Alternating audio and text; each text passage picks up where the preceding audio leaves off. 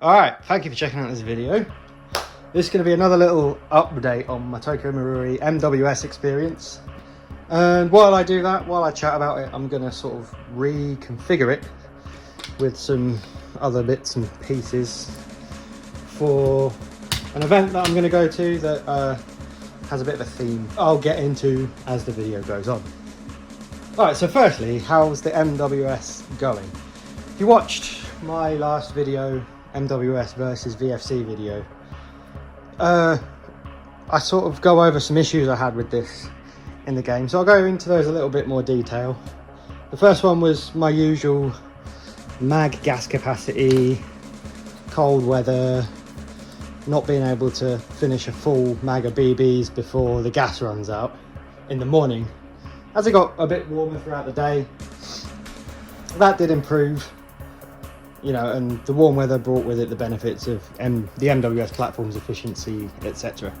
However, a new problem arose. Now, I green gas modded this magazine, and when it's gassed up, it doesn't lock on empty straight away until, you know, you've used some of the gas in the mag.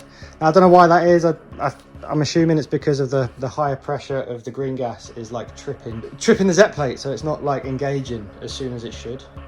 Don't know. But you know, I think in general my mag problem is going to be solved by me just buying more mags. I can't get around the capacity side of things yet. You know, I can't find mags with a greater gas capacity. I'm yet to do my own research on that. I am going to buy some SEMA ones and some Double Eagle ones and some Modify tech. Not Guns Modify, the other Modified that do the PP2000. And they're Stanags. Like, I would get Guns Modify mags, but like I want Stanag mags. I don't want modern mags. So, got another Type 89 shorty mag. The reason I've been using these is because out of the Marui mags, I found these to be like the most reliable. Once they're like broken in, I can get almost like 4 full BB fills worth of gas, and I think these are like 20 or 25 rounds. So it's just a bit more reliable knowing that I'm going to be able to keep using the same mags without filling up the gas every single time. So I prefer that. It's just a bit more comforting. The reason why I buy these ones and not the other 20 round style mags is because I've found a place that do them really cheap, and selfishly I'm not going to share that on my videos because they're a UK company. They're like 2 days delivery instead of ordering from Asia, and they're like 36 quid or something.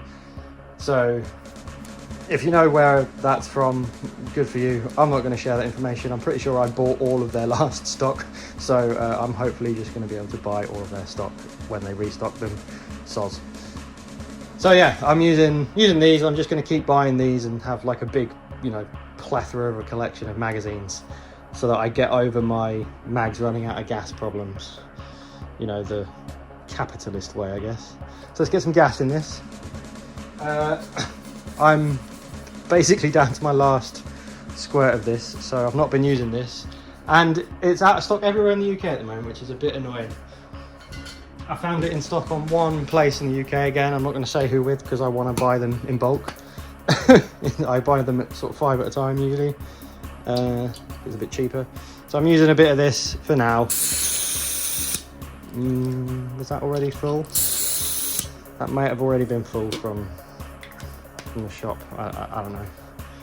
I literally just opened it. So let's get this in. This is a new mag, right? This is a brand new mag, so I'm going to see if this has the same problem or if it locks back on empty. And it had the same problem. There we go. So maybe it's the green gas. I don't know. It's really annoying. There we go. That's better. So yeah, I know. Annoying problem. Not the end of the world, but annoying problem. Not having reliable lockback is something you expect from WEs, but at least this is potentially down to gas pressure and not anything mechanical that's really, really knackered, hopefully. So yeah, if anyone has any ideas on that, let me know. I know the BavTac Z plate, the titanium Z plate, is supposed to be a fix because it's really lightweight, so the spring really shoves it up. But maybe, I don't know, is there a fix where if I take out the trigger box and stretch the spring a bit on the Z that holds the Z plate up, would that work? I don't know. Please let me know. Advice very, very welcome.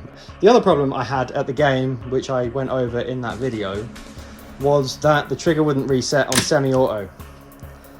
So if I just hold it down. Now you can clearly tell that that problem's gone away. Now there was a comment on my video, and I apologize, I do forget the username of the account that left the comment on the video, but they basically said put some WD-40 on it. So I did. So I opened up the receiver and absolutely just doused it in WD-40 with a bottle with the little spray stick, so you can get it like right in the nooks and crannies. It absolutely poured out of every crack and crevice it could, but it worked, and now the trigger resets properly as it should every single time, and that's no longer something I need to worry about. So that's fixed.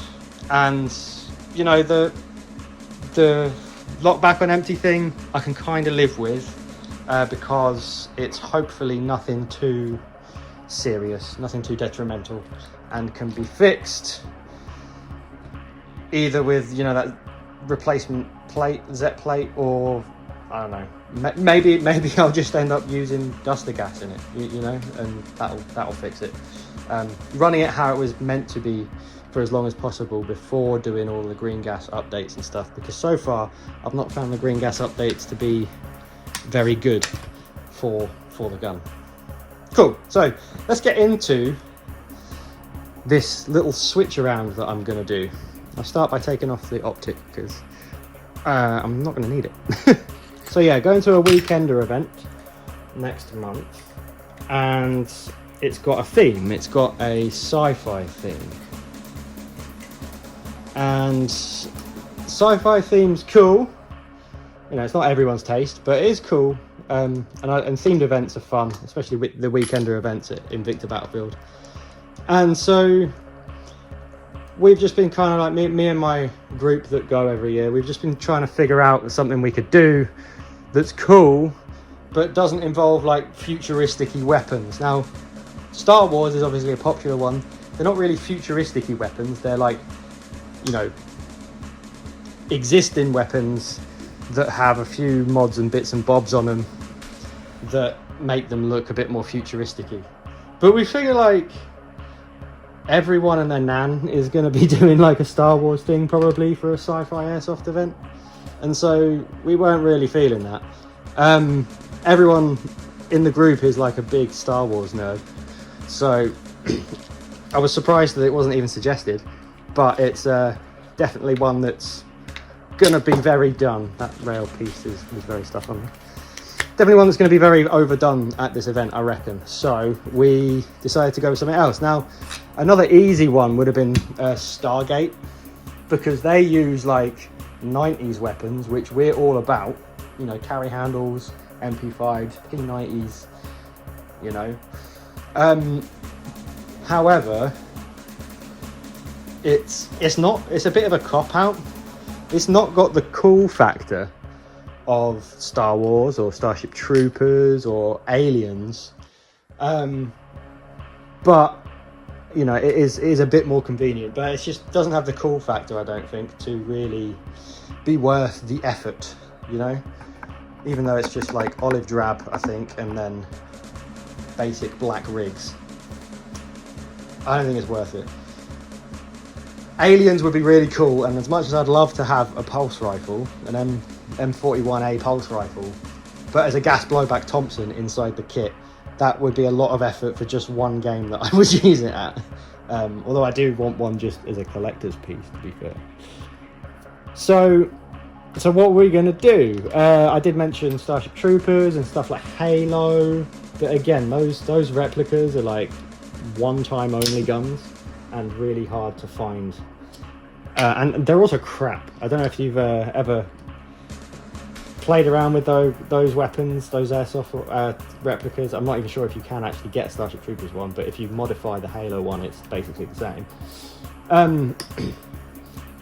Yeah, it's just they're really crap as far as airsoft guns go, and you're going to use them like that one time and then never again, so it just doesn't feel like worth the investment.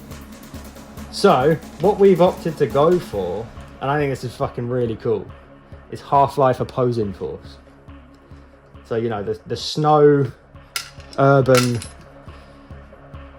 M81 camo with the green rigs, and there's a really good selection of weapons in Half-Life across all the Half-Life games, because the Opposing Force soldiers are in all of the original Half-Life games. So Half-Life, Opposing Force and Blue Shift, there's a range of weapons that is really cool. So you've got like Car-15s with M203s, which can also be animated in different parts of the game to look a bit more like M16s with 203s, so there's a choice there. You've got Desert Eagles, you've got Berettas, you've got Glocks, you've got MP5s with grenade launchers,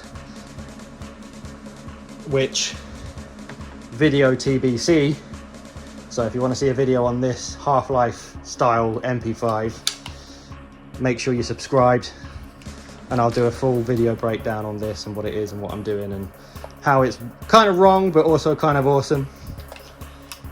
There's that. And Spas 12s are in the game, you know, so there's a good selection of weapons and really cool kit. It's not futuristic-y sci-fi, it's just sci-fi, so we don't need to go out and buy futuristic-y weapons.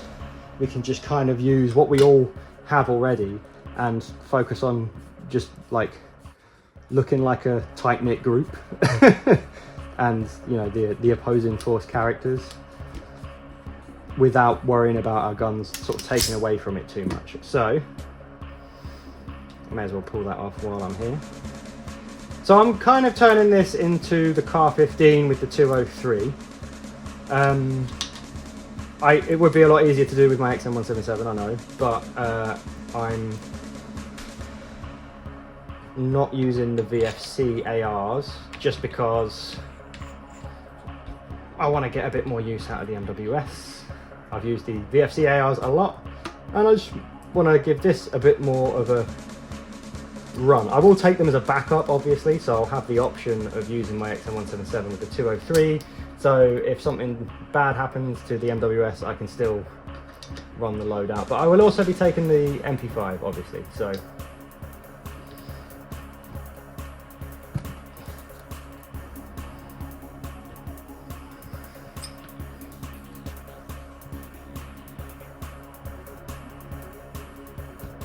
this is a SEMA barrel extension, and the threading is very sticky feeling on the end. I'm not sure why, but as it should be. Back it out a little bit. Cool. Right. So yeah, I'm going to try and figure out how to get the 203 onto here. I know because of the way the Tokyo Marui barrel nut is, this doesn't just slide on as it should.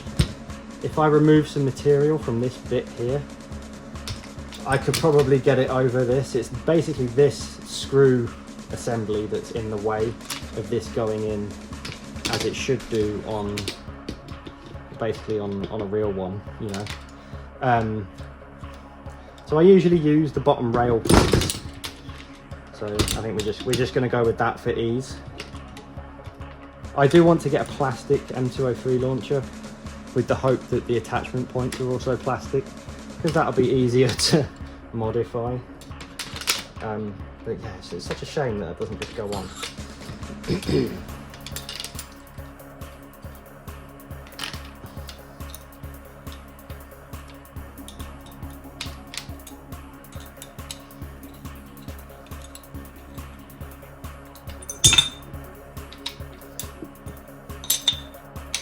Right, so we have to swap out for this, which is totally the wrong thing.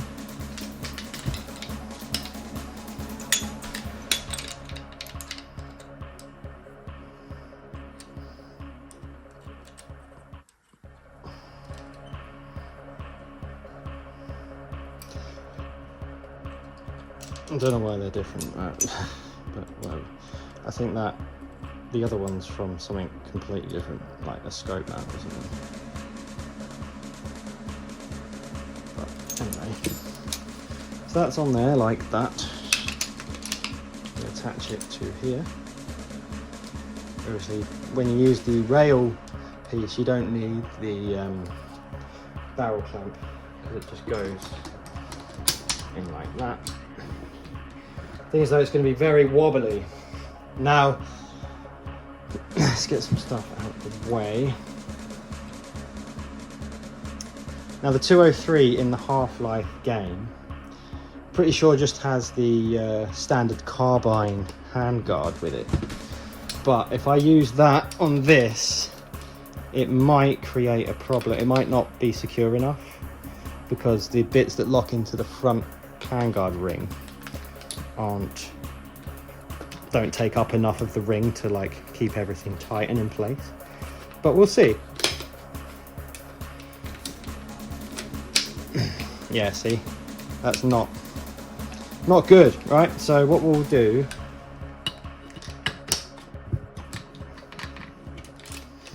I want to see if I can use this with this, because that would be cool. I have had to cut a bit out of it before to try and actually fit it on, but I may have to put this on off camera. That's on there.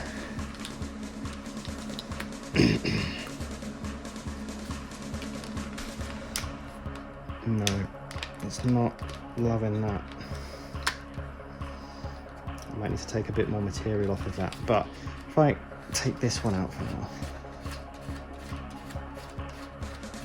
maybe I don't have to remove material, maybe I can put a smaller screw on. That's pretty cool, right? Pretty cool. Okay, now the one in the game obviously isn't an M4, so it shouldn't have a flat top. It should have, I'm pretty sure it's a 727 with an A2 fixed carry handle rear sight. I don't have anything with a fixed carry handle A2 at the moment, so probably just gonna bolt on a carry handle, because then at least the rear sight's correct. You know, the incorrect thing would be the big bolts on the, you know, carry handle, but at least then the sight is right. And I might use the rail mount to put like a micro dot sight on just for practicality in game, you know. But yeah, pretty cool.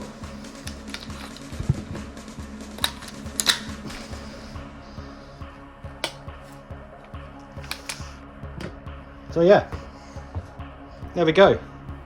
I think I'm gonna run my MWS as a Colt 727-ish.